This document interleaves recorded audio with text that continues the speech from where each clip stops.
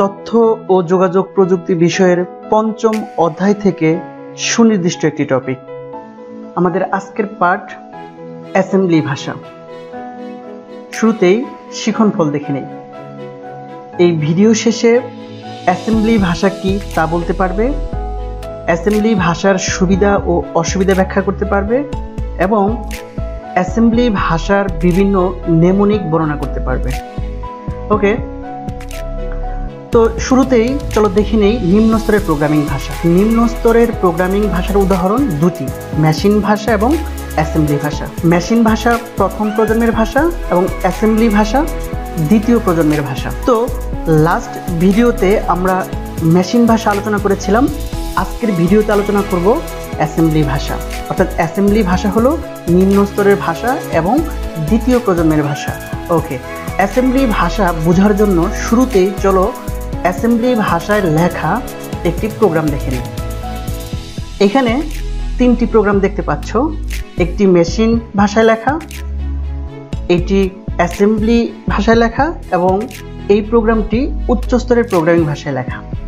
এখানে তোমরা দেখতে পাচ্ছ অ্যাসেম্বলি ভাষায় 0 এবং 1-এর পরিবর্তে বিভিন্ন সংকেত ব্যবহার করা হয়েছে, যা মানুষের জন্য মোটামুটি বোধগম্য। অর্থাৎ এখান থেকে আমরা বলতে পারি অ্যাসেম্বলি ভাষায় লেখা প্রোগ্রাম মেশিন ভাষায় লেখা প্রোগ্রামের চেয়ে একটু বোধগম্য।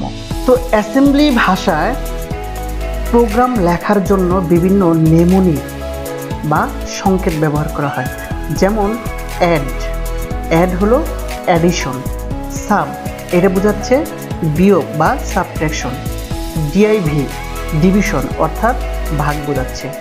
এগুলোকে বলা হচ্ছে কি নেমোনিক। নেমোনিক কি? নেমোনিক হলো আলফা নিউমেরিক কতগুলো সংকেত। ওকে, যেহেতু অ্যাসেম্বলি ভাষায় বিভিন্ন নেমোনিক বা সংকেত ব্যবহার করে প্রোগ্রাম লেখা হয়, তাই এই অ্যাসেম্বলি ভাষাকে সাংকেতিক ভাষাও বলা হয়।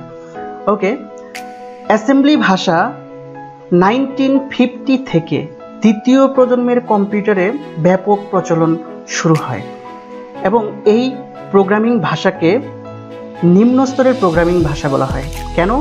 কারণ এই প্রোগ্রামিং ভাষা মেশিন ভাষা থেকে উন্নত হলেও যন্ত্র নির্ভর, অর্থাৎ এক ধরনের কম্পিউটারের জন্য লেখা প্রোগ্রাম ভিন্ন কম্পিউটারে ব্যবহার করা যায় না।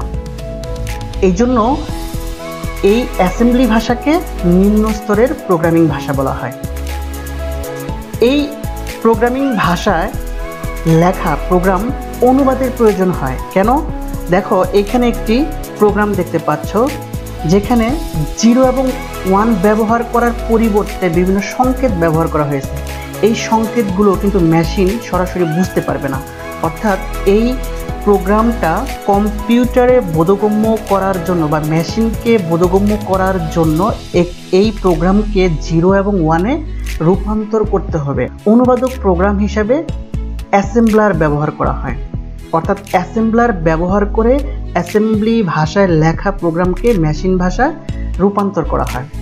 ওকে, তো অ্যাসেম্বলি কোডের প্রতিটি নির্দেশের সাধারণত 4টি অংশ থাকে সাধারণত, যেমন লেভেল, অপকোড, অপারেন্ট এবং কমেন্ট।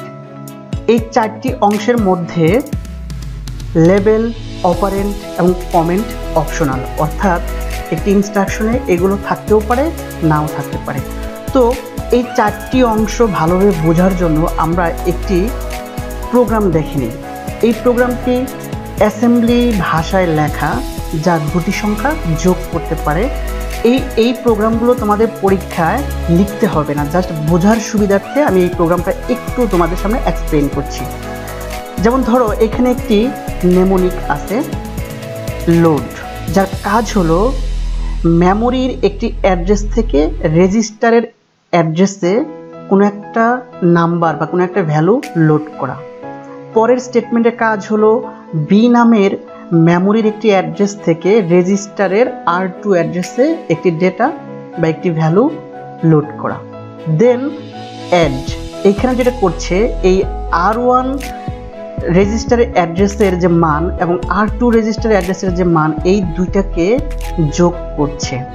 যোগ করার পর যে ইনস্ট্রাকশন সেটা হলো জাম্প, জেএমপি জাম্প। এই জাম্প প্রোগ্রামের একটি নির্দিষ্ট স্থানে জাম্প করবে, অর্থাৎ দেখো এখানে বোঝাচ্ছি এজি, এই এজি এই অবস্থানে প্রোগ্রামটা জাম্প করবে, অর্থাৎ এজি লেখা আছে এই জায়গায়। এখানে আমরা দেখতে পেলাম যে প্রোগ্রামের ইনস্ট্রাকশনগুলো স্টেপ বাই স্টেপ কাজ করছে, রাইট? তো এবার লেভেল কি সেটা দেখে নিই। প্রোগ্রামের একটি নির্দিষ্ট স্থানকে চিহ্নিত করতে এবং নির্দিষ্ট স্টেটমেন্টে জাম্প করতে এই লেভেল ব্যবহার করা হয়। যেমন এই প্রোগ্রামে তোমরা দেখতে পাচ্ছ জাম্প এজি, অর্থাৎ এই এজি এই লেভেলে জাম্প করবে। এজিটা কোথায় আছে? এইখানে আছে। এখন এই লেভেল লেখার জন্য এক বা দুটি আলফানিউমেরিক ক্যারেক্টার ব্যবহার করা হয় এবং এই লেভেল শেষে কোলন ব্যবহার করতে হয়। একটু খেয়াল করো, আমরা কিন্তু বিভিন্ন চিত্র অঙ্কন করার পর চিত্রের বিভিন্ন অংশকে কি করি? লেবেলিং করি। লেবেলিং করা মানে হলো চিত্রের বিভিন্ন অংশকে চিহ্নিত করা। তো সেরকম প্রোগ্রামের একটি নির্দিষ্ট স্থানকে চিহ্নিত করার জন্য এই লেবেল ব্যবহার করা হয়। নেমোনিকগুলো লেবেল হিসেবে ব্যবহার করা যাবে না। তো এবার চলো দেখি অপকোড। অপকোডকে অপারেশন কোড বলা হয়, অর্থাৎ অপকোড বেসিক্যালি একটি নির্দেশ প্রদান করে থাকে। তবে এই নেমোনিকগুলো ভিন্ন ভিন্ন কম্পিউটার কি হতে পারে? ভিন্ন ভিন্ন হতে পারে। যেমন উদাহরণ অ্যাড, এটা বোঝাচ্ছে অ্যাডিশন, এসইউবি বোঝাচ্ছে সাবট্রাকশন বা বিয়োগ, এমইউএল বোঝাচ্ছে মাল্টিপ্লিকেশন, ডিআইভি ডিভিশন মানে ভাগ বোঝাচ্ছে। এইভাবে প্রত্যেকটি অপকোড একটি নির্দিষ্ট নির্দেশনা প্রদান করে। যেমন ধরো এই প্রোগ্রামে R1 রেজিস্টারের ভ্যালু এবং R2 রেজিস্টারের ভ্যালুকে অ্যাডিশন করছে, তাই না? এই যে অ্যাড, এটা হলো একটা অপকোড, অর্থাৎ একটি নির্দেশ দিয়েছে। কি নির্দেশ? যে R1 এবং R2 রেজিস্টারের মানকে যোগ করতে হবে। ওকে, এবার চলো দেখে নেই অপারেন্ট। অপকোড যার উপর কাজ করে তাকে বলা হচ্ছে কি? অপারেন্ট। যেমন ধরো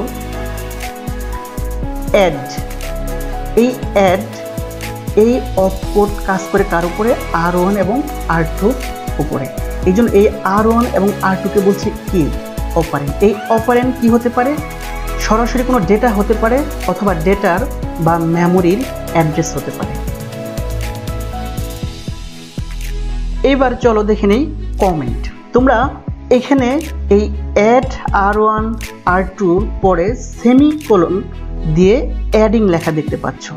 এই অংশটাকে বলা হচ্ছে কমেন্ট। কমেন্ট কেন লেখা হয়? প্রোগ্রামের একটি নির্দিষ্ট অংশের কি কাজ সেটা বর্ণনা আকারে পাশে লিখে রাখা হয়। কেন লিখে রাখা হয়? যাতে ভিন্ন কোনো প্রোগ্রামার খুব সহজেই প্রোগ্রামটা বুঝতে পারে এবং প্রোগ্রামটা আপডেট করতে পারে। এবং এই কমেন্ট অংশ কিন্তু নির্দেশের অংশ নয়। নির্দেশের অংশ নয় বলতে বোঝাচ্ছি এটা কিন্তু এক্সিকিউট হয় না। অ্যাসেম্বলি ভাষার সুবিধাসমূহ। অ্যাসেম্বলি ভাষায় প্রোগ্রাম রচনা করা যান্ত্রিক ভাষার তুলনায় অনেক সহজ। কারণটা হলো, দেখো এখানে একটি প্রোগ্রাম দেখতে পাচ্ছ। এই প্রোগ্রামটি কিন্তু 0 এবং 1 লেখা নয়, বিভিন্ন সংকেত ব্যবহার করে লেখা। এই সংকেতগুলো প্রায় মানুষের জন্য বোধগম্য। এই জন্য বলা হয় যান্ত্রিক ভাষার তুলনায় অ্যাসেম্বলি ভাষায় প্রোগ্রাম লেখা সহজ। এবং যেহেতু এই অ্যাসেম্বলি ভাষায় লেখা প্রোগ্রাম মানুষের বোধগম্য, তাই প্রোগ্রাম রচনার জন্য সময় এবং শ্রম উভয়ই কম প্রয়োজন হয় এবং খুব সহজেই প্রোগ্রাম পরিবর্তন করা যায়। মেশিন ভাষার চেয়ে ডিবাগিং সহজ। তোমরা অলরেডি জানো ডিবাগিং কি? বাগ মানে ত্রুটি। ডিবাগিং কি? প্রোগ্রামের ভুল ত্রুটি খুঁজে বের করে তার সমাধান করার যে প্রক্রিয়া তাকে বলা হচ্ছে কি? ডিবাগিং। যেহেতু অ্যাসেম্বলি ভাষায় লেখা প্রোগ্রাম মানুষের জন্য বোধগম্য, তাই এই ভাষায় লেখা একটি প্রোগ্রামে কোনো ভুল থাকলে খুব সহজেই সেটা খুঁজে বের করে তা সমাধান করা যায়। এবার অ্যাসেম্বলি ভাষার অসুবিধাসমূহ দেখে নিই। মেশিন ভাষার মতোই অ্যাসেম্বলি ভাষাও যন্ত্র নির্ভর, অর্থাৎ এক ধরনের কম্পিউটারের জন্য লেখা প্রোগ্রাম ভিন্ন কম্পিউটারে ব্যবহার করা যায় না। অর্থাৎ এক ধরনের হার্ডওয়্যার কনফিগারেশন বা আর্কিটেকচারের কম্পিউটারের জন্য লেখা প্রোগ্রাম ভিন্ন আর্কিটেকচার বা ভিন্ন কনফিগারেশন বিশিষ্ট কম্পিউটারে প্রোগ্রামটা ব্যবহার করা যায় না। এবং প্রোগ্রামারকে কম্পিউটার বা মেশিন সম্পর্কে বা মেশিনের অভ্যন্তরীণ সংগঠন সম্পর্কে পূর্ণাঙ্গ ধারণা রাখতে হয়। মেমোরি কিভাবে কাজ করে, সিপিইউ বা প্রসেসর কিভাবে কাজ করে, এই জিনিস সম্পর্কে পূর্ণাঙ্গ ধারণা থাকতে হয়। এবং অনুবাদক প্রোগ্রামের প্রয়োজন হয়। কেন অনুবাদক প্রোগ্রামের প্রয়োজন হয়? কারণ দেখো, অ্যাসেম্বলি ভাষায় লেখা প্রোগ্রাম কিন্তু 0 এবং 1 দিয়ে লেখা নয়, ফলে এটি কিন্তু মেশিন সরাসরি বুঝতে পারবে না। একে মেশিনের বোধগম্য করার জন্য একে কি করতে হবে? অনুবাদ করতে হবে। আর যে প্রোগ্রাম অনুবাদ করে তাকে বলা হচ্ছে অনুবাদক প্রোগ্রাম। যেমন অনুবাদক প্রোগ্রাম হিসেবে অ্যাসেম্বলি ভাষার ক্ষেত্রে অ্যাসেম্বলার ব্যবহার করা হয়। চলো কিছু নমুনা প্রশ্ন দেখে নেই। অ্যাসেম্বলি বা সাংকেতিক ভাষা কি, নেমোনিক কি, এগুলো হলো জ্ঞানমূলক প্রশ্ন। এবং কিছু অনুধাবন প্রশ্ন দেখে নেই। মেশিন ভাষার চেয়ে অ্যাসেম্বলি ভাষা উন্নততর ব্যাখ্যা করো। অ্যাসেম্বলি ভাষাকে সাংকেতিক ভাষা বলা হয় কেন? জ্ঞানমূলক এবং অনুধাবনমূলক প্রশ্নগুলো তোমরা ভালো করে দেখবে। কিছু এমসিকিউ দেখে নিই। অ্যাসেম্বলি ভাষা কোন প্রজন্মের ভাষা বলতে পারো? দ্বিতীয় প্রজন্মের ভাষা। এবং অ্যাসেম্বলি ভাষা কোন স্তরের ভাষা? নিম্ন স্তরের ভাষা। ওকে, তো তোমাদের বাড়ির কাজ হলো মেশিন ভাষা এবং অ্যাসেম্বলি ভাষার মধ্যে পার্থক্য লেখা বা পার্থক্য নিরূপণ করা। ভিডিওটি দেখার জন্য ধন্যবাদ। Happy reading.